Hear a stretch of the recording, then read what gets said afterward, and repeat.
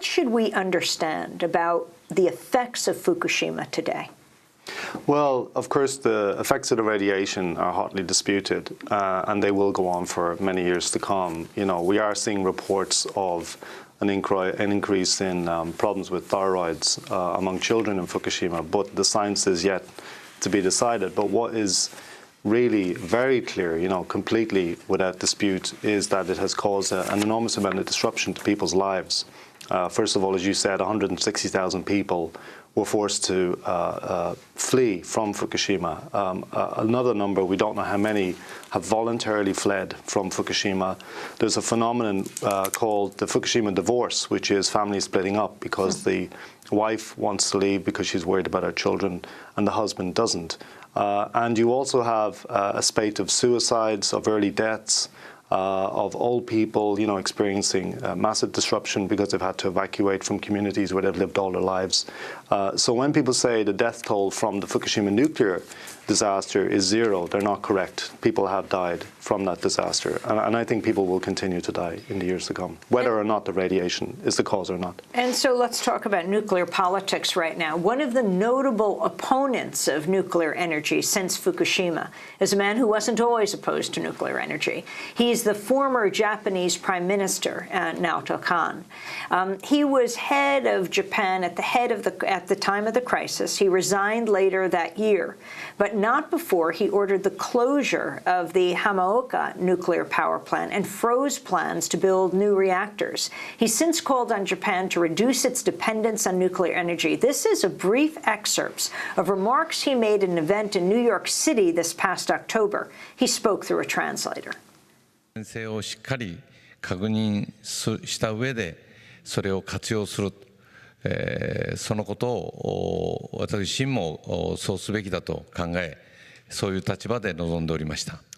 My position before March 11th, 2011 was that as long as we make sure that the safety it's safely operated. Nuclear power plant can be operated and should be operated.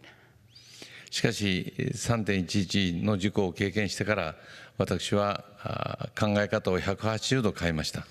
However, after experiencing the disaster of March 11th, I changed my thinking 180 degrees completely. 飛行機事故や他の事故で、何百人という人が一度に亡くなることはあります。しかし、5000万人もの人が逃げ出さなければならなくなるといったような事故は戦争以外ではこの原発事故を除いてはありません。You know, we do have accidents such as, say, airplane crash and so on, and sometimes hundreds of people die in an accident. But there is no other accident or disaster that would affect 50 million people, maybe a war, but there is no other accident can cause such a tragedy. That's Japan's former Prime Minister, Naoto Kan, as he said, making a complete change in his position on nuclear power, now saying it should be phased out in Japan, that is such a threat to civilization. David McNeil. Well, his statement was remarkable for a couple of reasons. First of all, he was a sitting Prime Minister when he turned against nuclear power. And since he resigned, or since he was turfed from power, what we've learned is that he commissioned a report into the worst-case scenario for Fukushima, which included the evacuation of Tokyo, which is, as anybody who lives here knows, impossible. It's impossible to evacuate a city this size. You know, it's 36. The whole Tokyo metropolitan area is 36 million people. So that was the kind of scenario he was facing, and that's what convinced him. I mean, Japan has 50 working commercial nuclear reactors, including some over on the Japan Sea coast.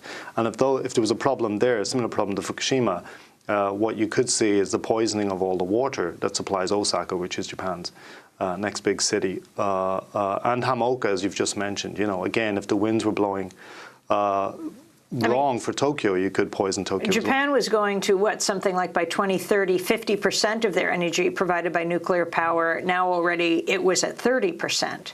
Yes. This is fascinating. As you point out, this is a nation that is the only nation in the world that had 2 atomic bombs, nuclear bombs dropped on it. Yeah, and the background to how Japan was able to overcome its resistance to, or how the powers that be were able to persuade ordinary Japanese people to overcome their resistance to nuclear power is a fascinating story that happened in the 50s and 60s, and America was of course heavily involved in that. And Fukushima... What do you mean?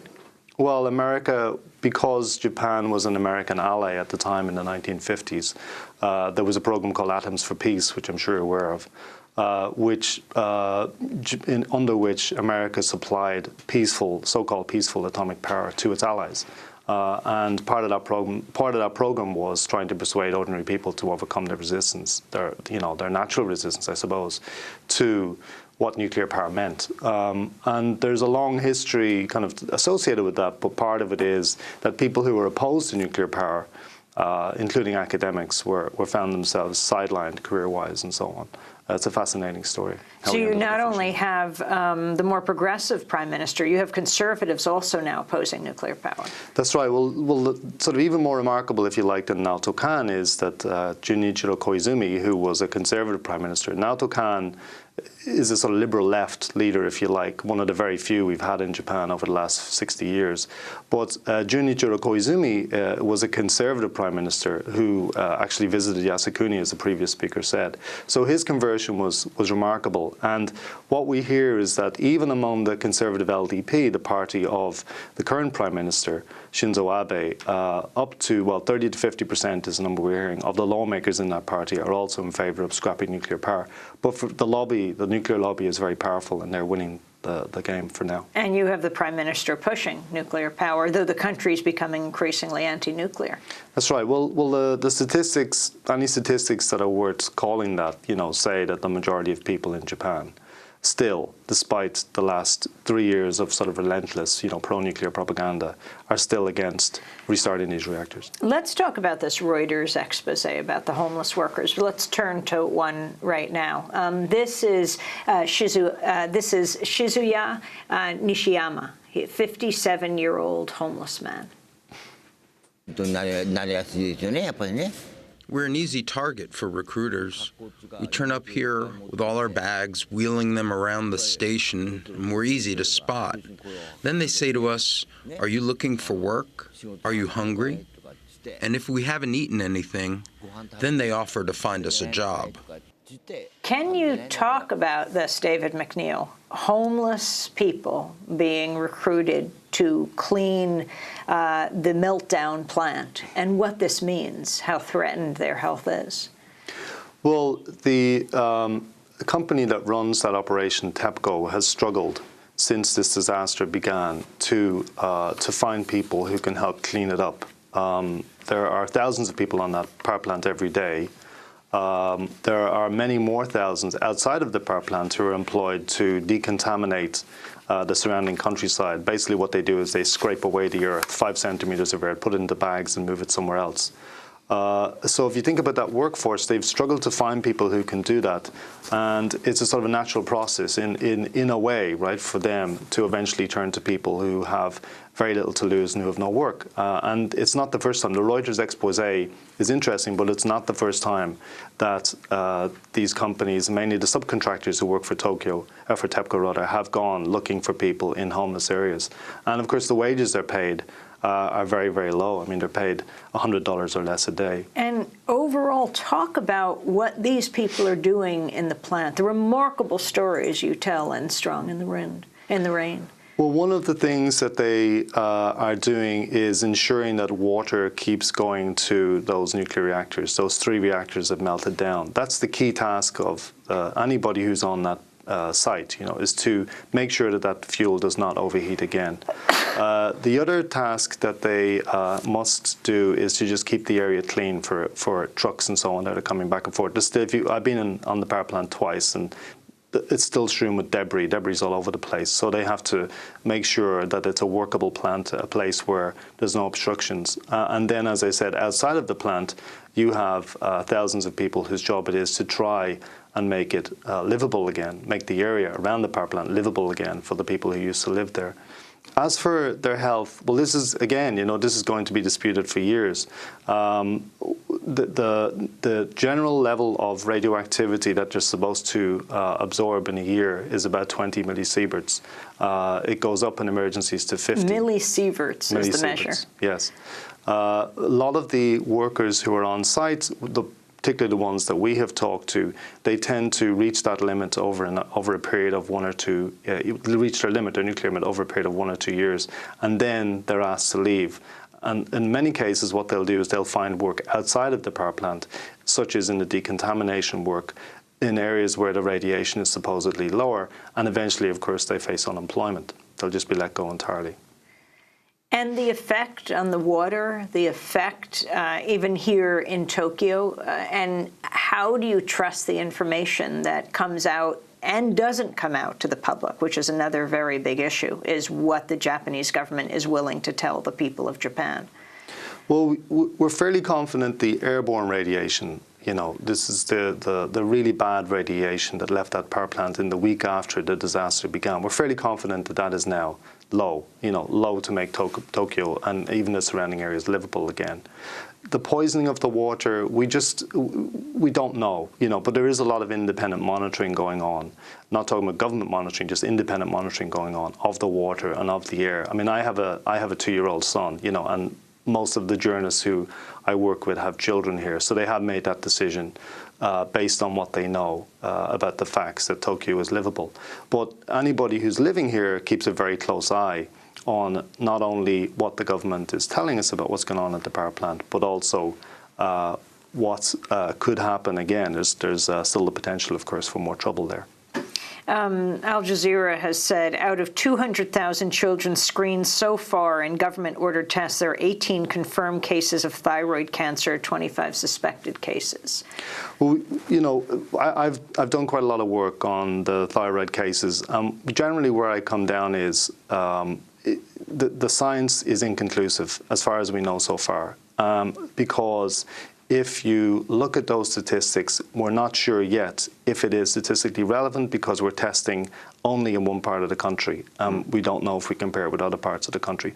What I tend to do when I'm doing those stories is I focus on something I can prove, which is that the people the parents in particular, parents of those children who have to get those tests, and in some cases who've turned up sick children, are just very, very afraid of their future, of what will happen to their children, and of the fate. And that's what makes radiation such a devious enemy. It's so insidious.